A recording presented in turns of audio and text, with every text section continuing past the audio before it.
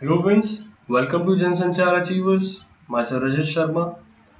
आज की इस वीडियो में बात करेंगे advertising budget, client agency relationship और एडवर्टाइजिंग क्रिएटिविटी के बारे में। Advertising budgeting and advertising budget is an estimate of a companies promotional expenditures over certain period of time.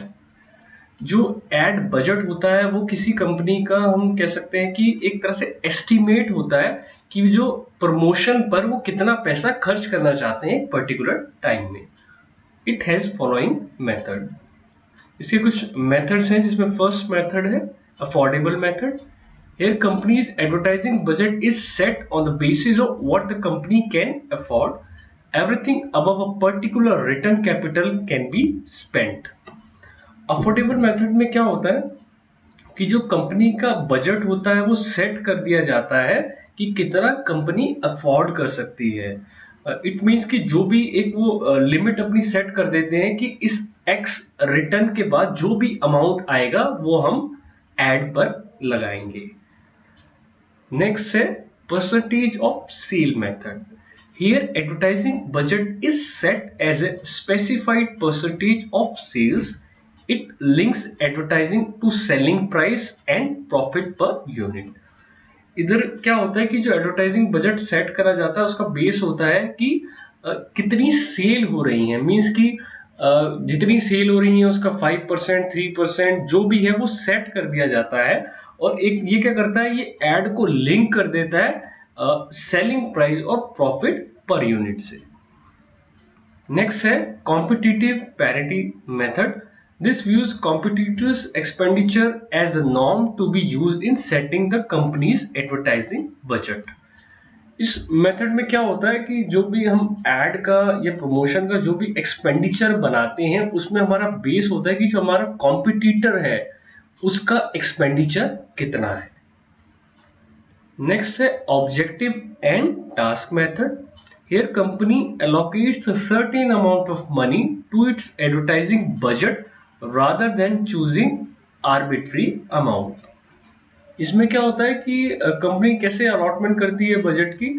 इसमें एक पर्टिकुलर अमाउंट होता है वो सेट कर दिया जाता है किसके अकॉर्डिंग कि फर्स्ट हमें ऑब्जेक्टिव जो है वो कैसे अचीव करना है और उस ऑब्जेक्टिव को अचीव करने में हमें कितना अमाउंट लगेगा वो अलॉट कर दिया जाता है। ऐसा नहीं है कि कुछ भी आर्टिबिट्री अमाउंट सिलेक्ट कर लिया। इसमें जो भी सिलेक्शन होगा वो ऑब्जेक्टिव के हिसाब से होगा।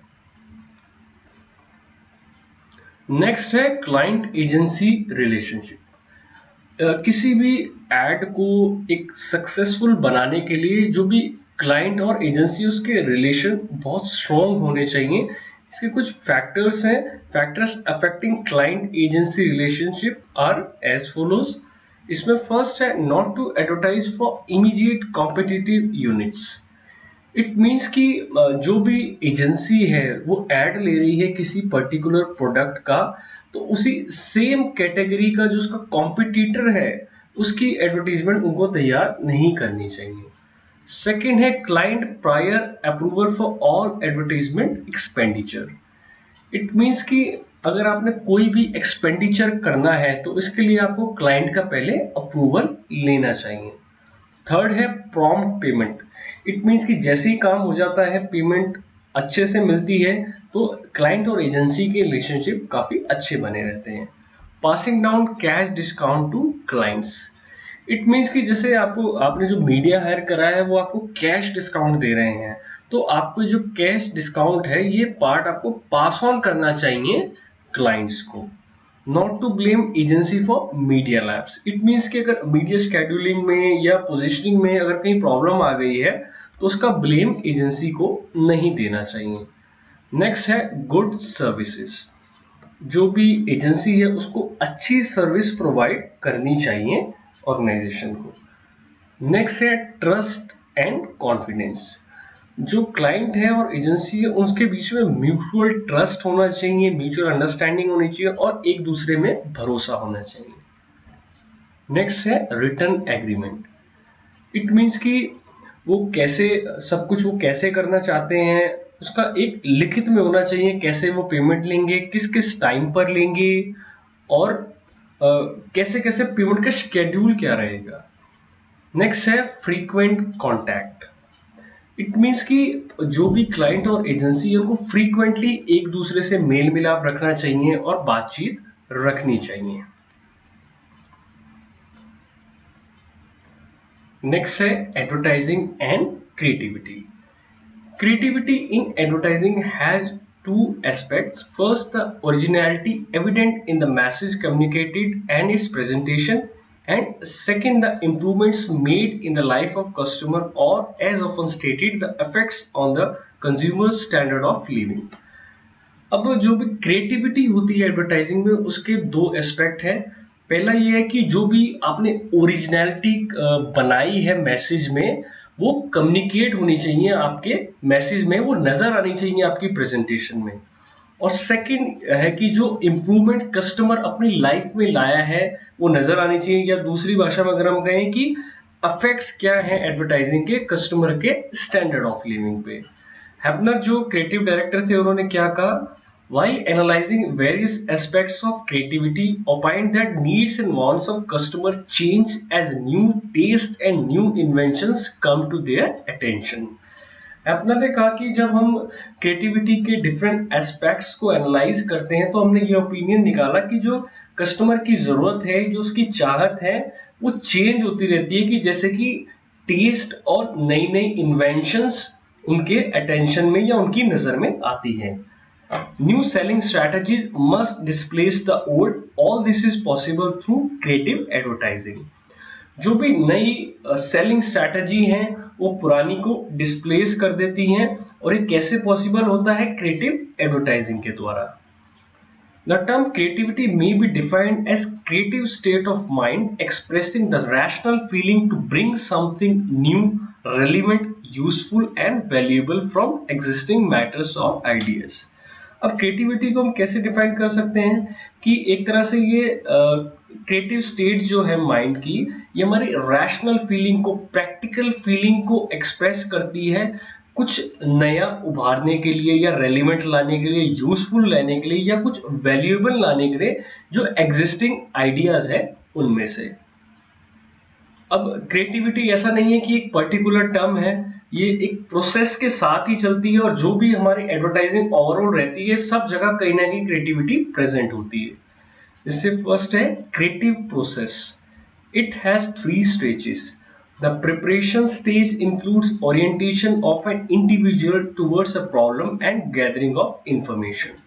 फर्स्ट स्टेज में क्या होता है, एक ये प्रिपरेशन स्टेज होती है, इसमें ओरिएंटेशन होता है इंडिविजुअल का। इट मींस कि जो आइडिया क्रिएट करते हैं वो लोग सामने आते हैं, जो प्रॉब्लम का सॉल्यूशन लाना चाहते हैं वो सामने आते हैं, और इंफॉर्मेशन को गैदर करा जाता है।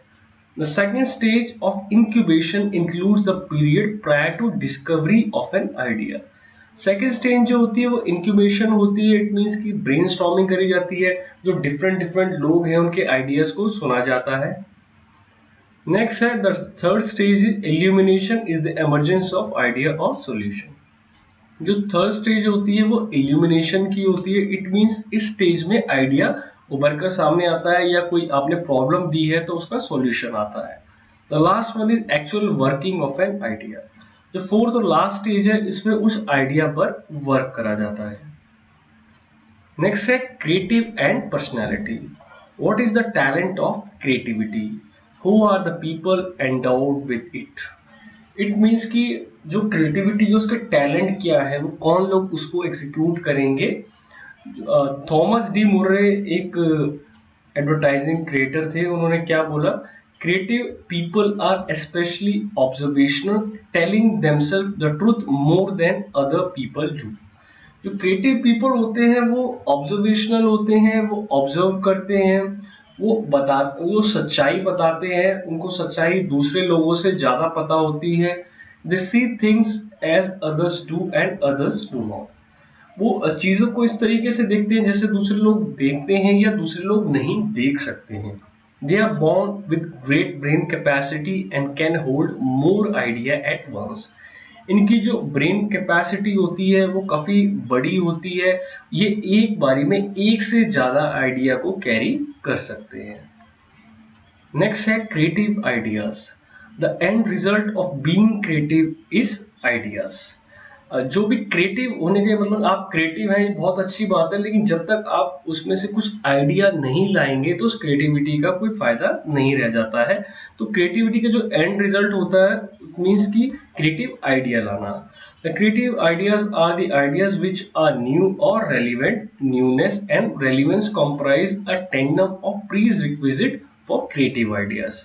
जो क्रिएटिव आइडियाज होते हैं, जो ऐसे आइडियाज होते हैं जो नए हैं और रेलिवेंट हैं, और जो न्यूनेस और रेलिवेंस होती है ये प्री रिक्विजिट है, मतलब ये मूलभूत जरूरत है क्रिएटिव आइडियाज की। Creative ideas are new and relevant resulting from connection of old realities. Means कि जो क्रिएटिव आइडियाज होते हैं वो न्यू और रेलिवेंट कैसे बनते हैं, क्योंकि उनका कनेक्शन होता है ओल्ड रियलिटीज के साथ। नेक्स्ट है creative association. Association a means for helping creative people to final new and relevant ideas to carry their themes. अब जो एसोसिएशन है ये एक तरह से तरीका है जो हेल्प करती है क्रिएटिव पीपल को कि वो नई और रेलिवेंट आइडिया लेके आए। न्यू मीन्स कि ऐसा आइडिया हो जो पहले किसी ने देखा ना हो, रेलिवेंट मीन्स कि वो टारगेट ऑडियंस के लिए ही हो। इसके कुछ पॉइंट्स हैं। फर्स्ट है जैसे USP, it means unique selling point. इसमें हम तीन मेन चीज़ों को देखते हैं, जैसे स्पेशल बेनिफिट, यूनिक और मस्ट सेल। इट मीन्स कि यूएसपी में हमें ये देखना चाहिए जब भी हम ये स्ट्रैटेजी को डिज़ाइन करते हैं कि पहली बात तो ये बेनिफिट दे टारगेट ऑडियंस को, यूनिक हो मीन्स कि ऐसा आइडिया पहले कोई ना लेकर आया हो, और इसका जो ऑब्जेक्टिव रहना चाहिए वो ये होना चाहिए कि इसको उसको सेल करना ही करना है उस ब्रांड को या सर्विस को। नेक्स्ट है ब्रांड इमेज। इसका मतलब हो गया कि प्रोडक्ट की पर्सनैलिटी क्या है, कि लोग अगर मान लो शर्ट वो ले रहे हैं तो उनके दिमाग में ये होना चाहिए कि अगर हमें शर्ट परचेज करनी है तो इसी ब्रांड की करनी है। नेक्स्ट है रियलिटी। अब जो भी डिजाइनिंग करते हैं वो फोकस करते हैं रियलिटी को, वो रियलिस्टिक होते हैं, वो रियल एस्पेक्ट दिखाते हैं। नेक्स्ट है कंपैरिजन। इसमें दो या दो से ज्यादा ऑर्गेनाइजेशन का कंपेयर करा जाता है कि हम दूसरे से बेहतर कैसे हैं। नेक्स्ट है जिंगल। ये एक तरह का एड मैसेज होता है जैसे हम कमर्शियल्स पर देखते हैं, और इसी जिंगल से हम पहचान जाते हैं कि ये किस प्रोडक्ट की एड है। नेक्स्ट है स्लोगन। स्लोगन एक तरह से मेमोरेबल वर्ड्स हो सकते हैं कि जब भी आप वो वर्ड को रीड करेंगे या कहीं देखेंगे तो आप पहचान जाएंगे कि ये किस प्रोडक्ट के बारे में है। नेक्स्ट है हेडलाइन। हेडलाइन मीन्स एक तरह से ये बहुत पहली बात तो ये बहुत कैची होनी चाहिए, कि अगर हेडलाइन कैची होगी तभी जो भी ऑडियंस है वो उस एड को पूरा देखेंगी या उसमें इंटरेस्ट वो लेंगे। नेक्स्ट है रेलिवेंस। इट मीन्स कि इट मस्ट टारगेट ऑडियंस। ऐसा नहीं हो कि वो ऑडियंस के लिए है ही नहीं, जो भी आप डिजाइन कर रहे हैं, जो जिस प्रोडक्ट के बारे में आप डिजाइन कर रहे हैं, तो ये रेलिवेंस होना चाहिए। नेक्स्ट है पोजिशनिंग।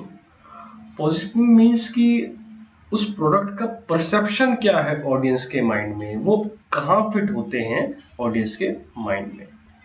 नेक्स्ट है बेनिफिट।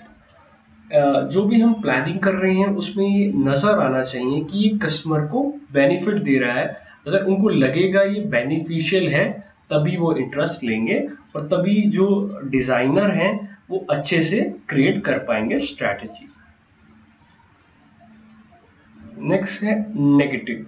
कई बार नेगेटिव भी इंपॉर्टेंट रोल प्ले करता है, कि जैसे कुछ वो शो करते हैं कि अकेले नहीं रहना चाहिए, ये हमारे दिमाग पर नेगेटिव इफेक्ट डालता है, हमें लोगों से बातचीत करनी चाहिए, सोशल रहना चाहिए।